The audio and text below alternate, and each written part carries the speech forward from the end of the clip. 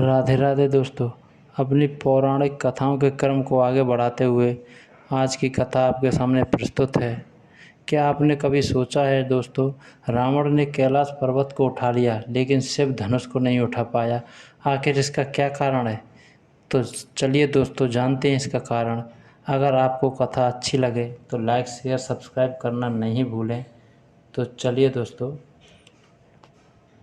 भगवान शिव का धनुष बड़ा ही शक्तिशाली और चमत्कारिक था। शिव ने जिस धनुष को बनाया था उसकी टंकार से ही बादल फट जाते थे और पर्वत हिलने लगते थे। ऐसा लगता था मानो भूकंप आ गया हो। यह धनुष बहुत ही शक्तिशाली था, इसलिए एक तीर से त्रिपुरासुर की तीनों नगरियों को ध्वस्त कर दिया गया था। इस धनुष का नाम पिनाक था। देवी और देवताओं के काल की समाप्ति के बाद इस धनुष को देवराज इंद्र को सौंप दिया गया था। देवताओं ने राजा जनक के पूर्वज देवराज को दे दिया। राजा जनक के पूर्वजों में निमि के ज्येष्ठ पुत्र देवराज थे। शिव धनुष उन्हीं की धरोहर स्वरूप राजा जनक के पास सुरक्षित था। उनके इस विशालकाय धनुष की कोई भी उठाने की क्षमता नहीं रखता था, लेकिन भगवान राम ने इसे उठाकर इसकी प्रत्यंचा चढ़ाई और उसे एक झटके में तोड़ दिया। इसका कारण है दोस्तों, श्री रामचरितमानस में एक चौपाई आती है, उठहु राम भजहु भव चापा, मेटहु तात जनक परितापा। अर्थात गुरु विश्वामित्र जनक जी को बेहद परेशान और निराश देखकर श्री राम जी से कहते हैं कि हे पुत्र श्री राम, उठो और भवसागर रूपी इस धनुष को तोड़कर जनक की पीड़ा का हरण करो। इस चौपाई में एक शब्द है भवचापा, अर्थात इस धनुष को उठाने के लिए शक्ति की नहीं बल्कि प्रेम और निरंकार की ज़रूरत थी।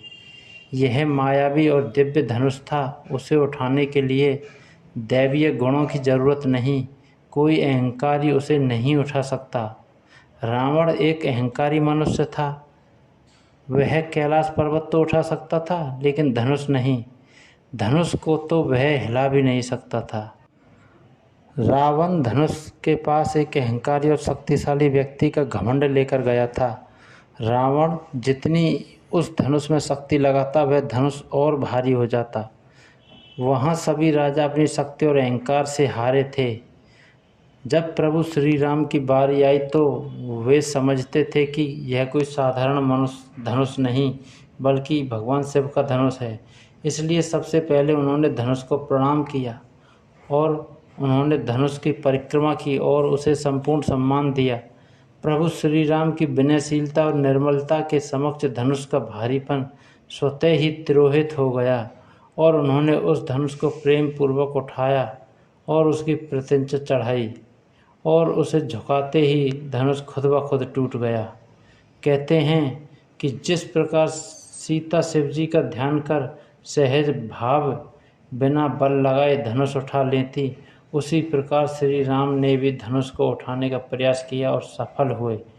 तो ये थी दोस्तों आज की कथा। अगर कथा अच्छी लगी हो तो लाइक शेयर सब्सक्राइब करें।